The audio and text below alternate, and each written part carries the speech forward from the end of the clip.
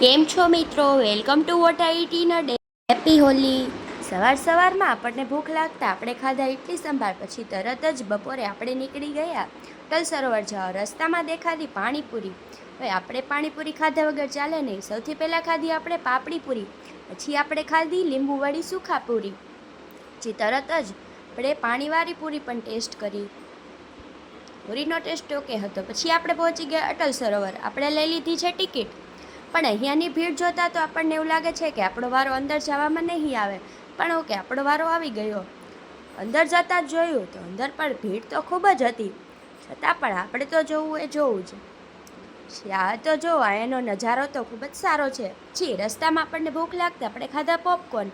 ચાલતા આપણે પહોંચી ગયા અહીંના ફૂડ ઝોનમાં.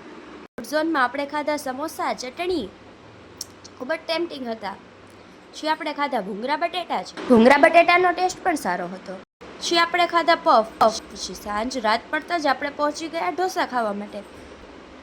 મિત્રો, અહીંયાના ઢોસા ખૂબ જ પ્રખ્યાત છે, તેથી આપણે ટેસ્ટ કરવા માટે આવ્યા હતા. અહીંનો નજારો પણ ખૂબ સારો છે. મિત્રો, આપણા વિડીયો તમને ગમે તો લાઇક, શેર અને સબસ્ક્રાઈબ જરૂરથી કરી નાખજો, અને બેલ આઇકન પણ પ્રેસ કરી નાખજો. આપણે મગાવેલા છે મસાલા ઢોસા, મૈસૂરી ઢોસા, સંભાર પણ છે, ચટણી પણ છે, છાશ પણ છે. અહીંના ઢોસા તો ખૂબ જ ટેસ્ટી છે. આપણે પહોંચી ગયા શેરડીનો રસ પીવા. આવજો મિત્રો.